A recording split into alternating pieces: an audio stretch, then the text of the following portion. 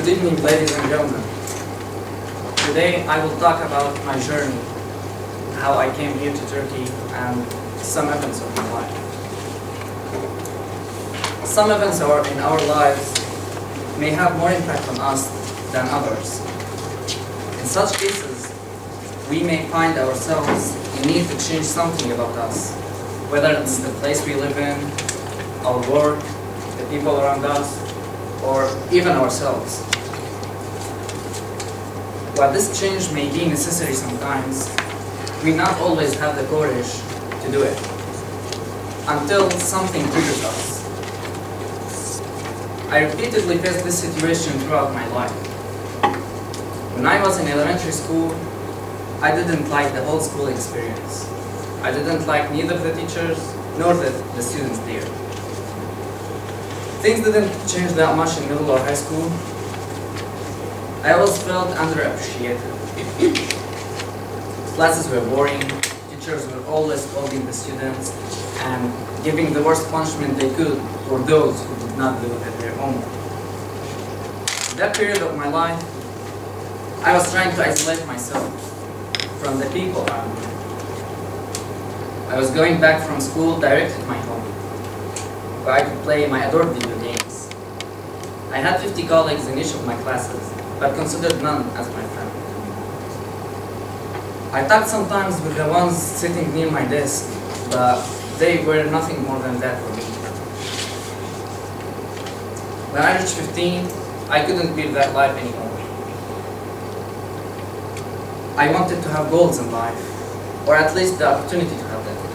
In the society that I was in, you either become a doctor or a wealthy man and demands everyone respect, or you become like a second-degree person. I hated the whole system there, and I had an opportunity to make the change that I wanted.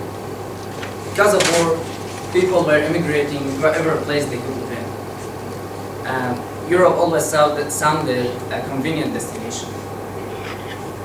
I set a journey towards Europe and left my home without turning back.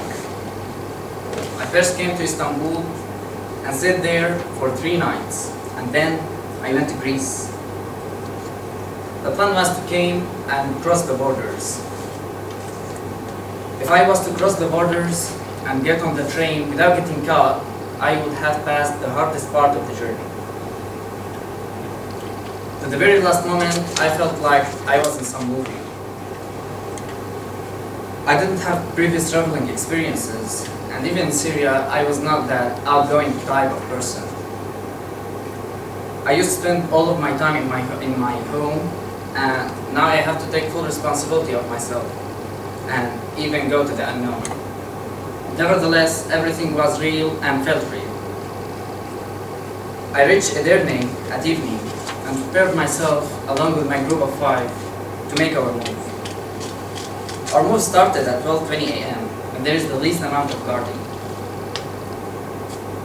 And we went through the forest trying to pass it with minimal noise. We were traveling at night and sleeping throughout the day.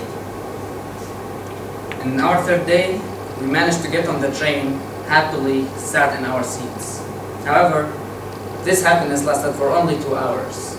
I was sitting in my seat, peacefully sleeping, and felt that my dream was excessively bright.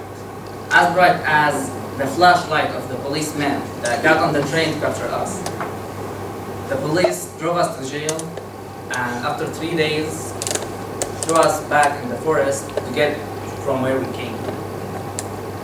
I did 2 other trials in the following 6 months, but none have succeeded. I decided eventually to settle in Turkey. However, I didn't feel satisfied. Although I moved to a better place, I felt lost. I didn't have a clear goal or a path to follow. After taking a deep look on myself, I found that I didn't have a special quality or something that sets me apart from other people. To put it in words, I didn't have a clear definition of myself.